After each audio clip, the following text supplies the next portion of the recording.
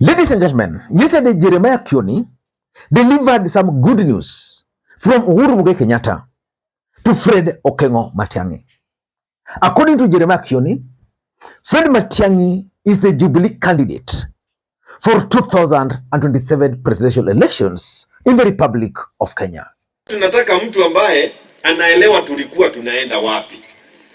Huyu anasema natembea, anasema Matiang'i. Hero.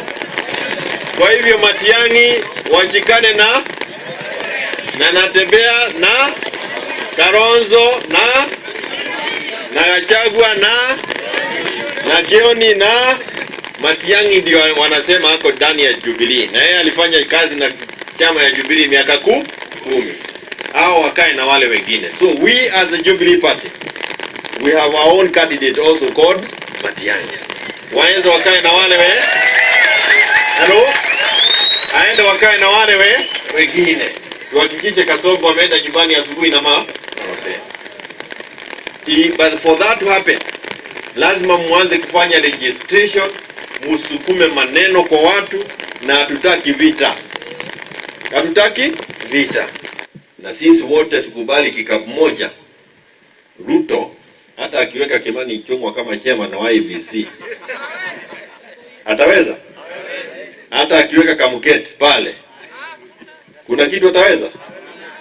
Lazima tukubaliane kama Wakenya kwamba William Ruto na watu wake wote are the really wrong people for this country, and they must go. That news from Jeremiah Kioni is significant politically speaking in the Republic of Kenya, because that news is coming at a time when Martha Karua and Rigathi Gachagua just met the same day, which was yesterday. And it's also coming at a time when Matiang'i is being endorsed left, right, and center. Matiang'i, I know he'll come at the right time. We will be with him. We have other leaders who will join the race for 2027. And we are determined to make sure the leadership of this country, one day, one time, the leadership of Kisi, Nabotokorano and NC. But I paid very close attention to Jeremiah Kioni, and there is deep politics behind the endorsement of Fred Matiang'i by Jeremiah Kioni or by Uhuru Kenyatta. Because in this channel, I've always opined that anytime you want to get the thinking of William Ruto on a particular matter, you just need to pay very close attention to what Oscar Sudi is saying. Just like for Raila Odinga, anytime you want to get the thinking of Raila Odinga on any particular matter, just pay very close attention to what Junet Mohammed is saying. And that's why I'm studying the activities of Edwin Sifuna in ODM party, but paying very close attention to the statement by Junet Mohammed. For Uhuru Kenyatta, the person you should be paying close attention to is none other than Jeremiah Kioni. So in this video, I want us to do that critical analysis, the politics behind the endorsement.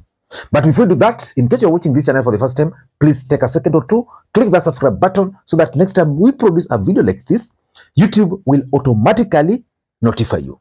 And to the subscribers, I want to continue thanking you guys for your continued support, because without that support, this channel cannot be where it is. Ladies and gentlemen, without any further ado, allow me to dive in. The first politics behind this, in my view, is that Jubilee Party, which is Uhuru Kenyatta's party, are attempting to own Fred Matiang'i as their own candidate. The other day on this platform, I offered my unsolicited advice to Fred Matiang'i. And in that advice, I advised Matiang'i not to allow himself to be projected as a project of Uhuru Kenyatta. Because if you are to be projected successfully as a project, he's going to fail. Because, for example, ODM supporters would not have anything to do with Uhuru Kenyatta because they believe Uhuru Kenyatta failed them. And there is no way Matiang'i can be made the president by Uhuru Kenyatta from outside, while he could not do to Raila Odinga when Raila Odinga was inside. If even they were to agree that he can make Matiang'i, then they'll view Uhuru Kenyatta as someone who played Raila Odinga. But I think the intention of Jubilee is simple: own Fred Matiang'i. So that's number one. Number two, if you were to ask me, is about Mount Kenya politics. As we speak, Rigathi Gachagua is taking charge of Mount Kenya politics. Do you think Uhuru Kenyatta and his allies are very happy with that? They are not. And Rigathi Gachagua is even going further and meeting with Martha Karua on how they can work together. Even in the last election, Martha Karua did not receive support of Uhuru Kenyatta fully. In fact, Raila Odinga made Martha Karua the running mate against the advice of Uhuru Kenyatta. So which means between Martha Karua and Uhuru Kenyatta, there's always the beef. Then why are they now then endorsing Fred Matiang'i? Because they've realized that the mountain might not produce a presidential candidate. The mountain might not produce a presidential candidate. And the general consensus in the mountain is that they should support someone else in 2027. And the only person they can support, in my view, Fred Matiang'i, to some extent, Stephen Kalonzo Musyoka. So, for me, it's about Mount Kenya politics. Because if the mountain were to settle on Matiang'i, then it means the rest will follow Jubilee Party. Number three, it's about communication. Uhuru Kenyatta is testing the waters. Is communicating through Jeremiah Kioni that our candidate, Fred Matiang'i.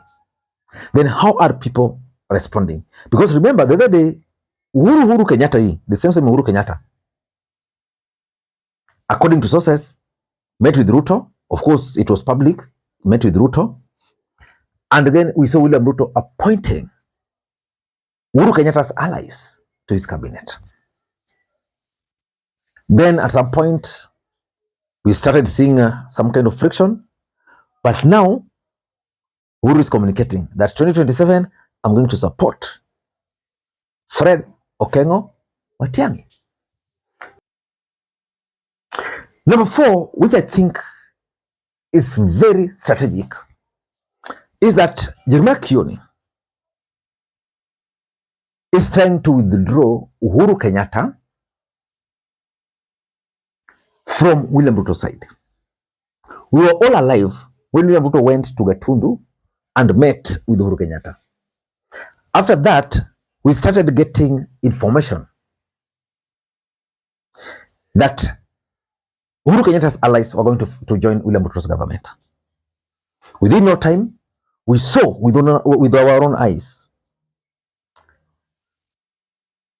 William Kabogo, Mutahi Kagwe, Lee Kinyanjui joining the government. But the backlash from the mountain was just too much.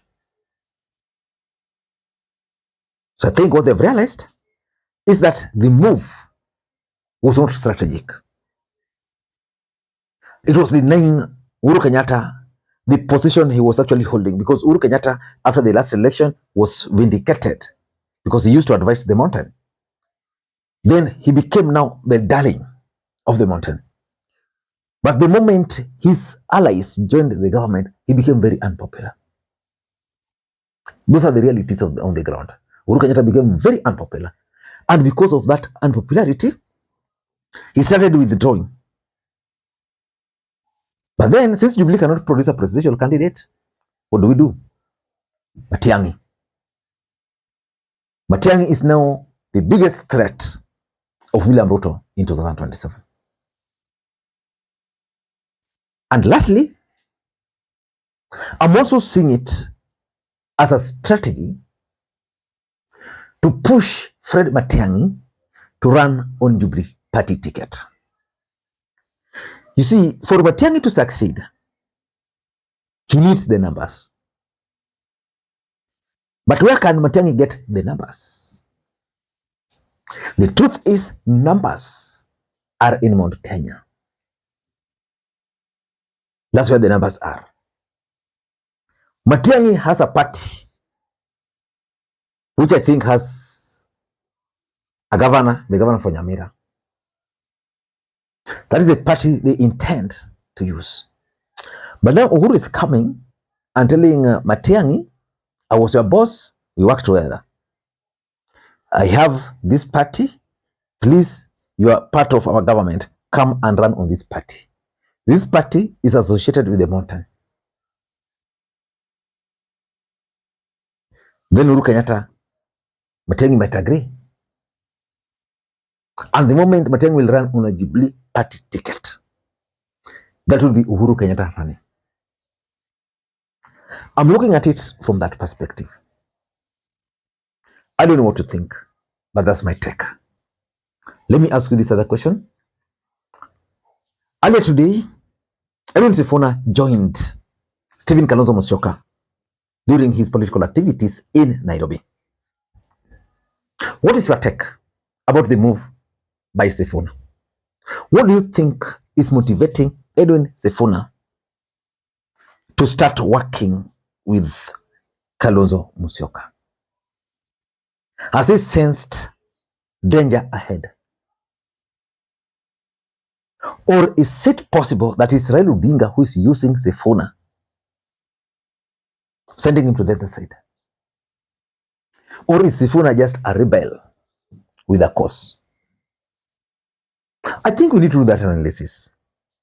Until next time, this is Makwiny. Bye-bye.